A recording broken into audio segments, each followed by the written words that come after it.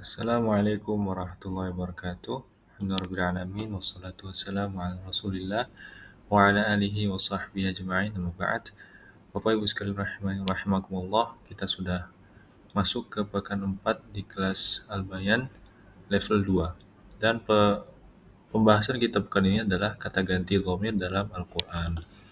Tujuan pekan ini kita ingin mengenal jenis-jenis kata ganti dalam bahasa Al-Quran, lalu kita ingin mengidentifikasi pelaku dan kata ganti dalam isim atau fi'il. Oke. Pertama-tama, apa itu dhamir? Ya, dhamir adalah kata ganti dalam bahasa Arab. Oke, kata ganti fungsinya apa? Fungsinya untuk menggantikan nama orang atau benda.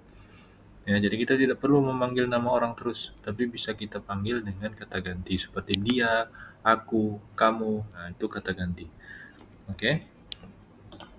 Jadi contoh umumnya seperti ini. Huwa misalnya. Hum, anta, ana, nahnu. Huwa itu dia laki-laki. Hum mereka. Anta kamu. Ana aku. Nahnu kami. Ya, jadi ini contoh umumnya. Kata ganti dalam bahasa Arab banyak, tapi kita berikan sedikit contoh saja ya. Kita berikan sedikit contoh saja untuk penggambaran. Oke. Lalu kita bisa lihat juga contohnya dalam ayat Al-Qur'an. Ya. Pertamanya huwallahu alladzi la ilaha illahu. Huwallah, huwa. Dialah Allah, huwallahu.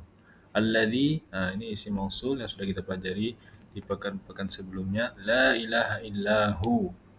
Nah, seperti ini ya.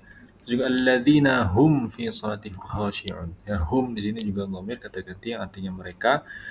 Dan juga di contoh terakhir, nahnu a'lamu bima yaqulun. Nahnu wa ma anta. Anta juga di sini termasuk dhamir kata ganti.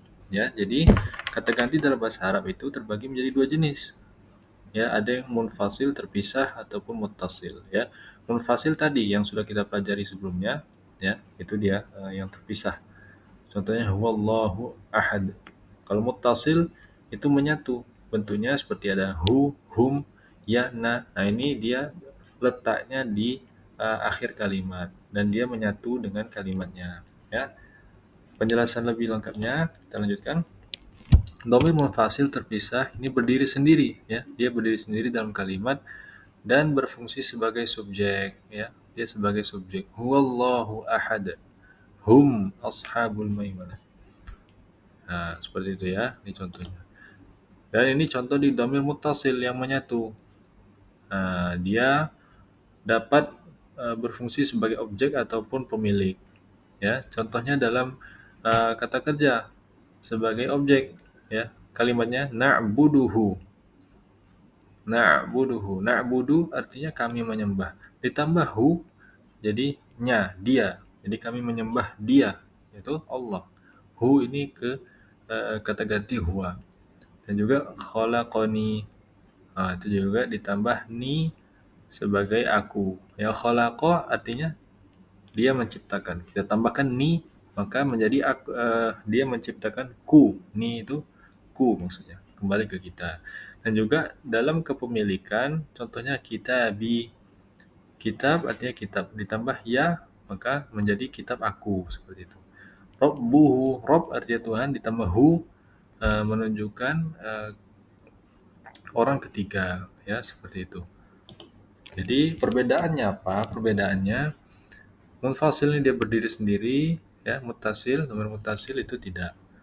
Lalu munfasil ini dia tidak melekat pada kata lain, adapun muttasil dia ya menyambung dengan kata lain seperti itu. Jadi ini tabel lengkapnya ya. Ini tabel lengkap kata ganti dalam bahasa Arab Al-Quran yang insyaallah ta'ala akan kita buatkan latihannya ya di latihan kosakata. Jadi di situ nanti Bapak dan Ibu sekalian perbanyak pelajari dan latihan kata ganti dalam Al-Quran yang bisa kata ganti yang terpisah seperti ini dan juga nanti akan kita berikan latihan kata ganti yang menyatu.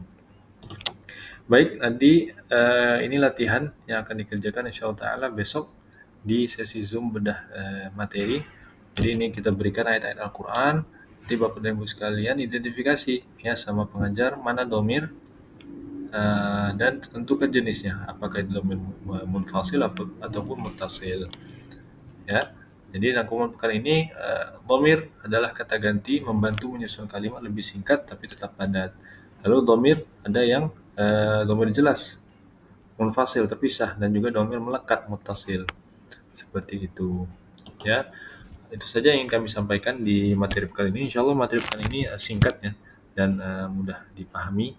Yang paling penting untuk Bapak Ibu sekalian perbanyak latihan, terutama nanti latihan di kosakata dan juga di tadabbur ketika tilawah ya, ketika tilawah perbanyak tilawah Al-Quran, dan ketika ketemu dhamir-dhamir langsung lihat bagaimana konteks ayatnya, dan juga mungkin bisa lihat terjemahan ayatnya agar bisa kita memahaminya secara tadabbur.